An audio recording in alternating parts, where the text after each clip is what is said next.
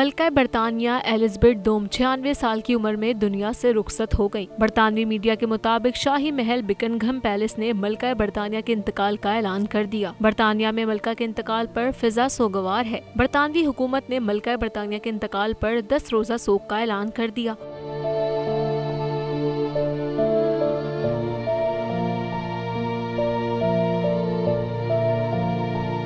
बरतानवी media के मुताबिक मलका की तदफीन लंदन ब्रिज ऑपरेशन के मंसूबे के तहत सरअंजाम पाएगी। मलका के ताबूत को शाही ट्रेन पर सेंट पेनक्रॉस रेलवे स्टेशन मुंतकिल किया जाएगा और फिर रेलवे स्टेशन से ताबूत बिकिंघम पैलेस लाया जाएगा। रिपोर्ट्स के मुताबिक मलका की आखिरी रसूमात 10 रोज बाद वेस्टमिंस्टर बे पर अदा की जाएगी। मलका की आखिरी रसूमात के वक्त 2 मिनट खामोशी इख्तियार की जाएगी। फिर मलका बरतानिया को King George VI Memorial Chapel Windsor में सुपर्द खाक किया जाएगा।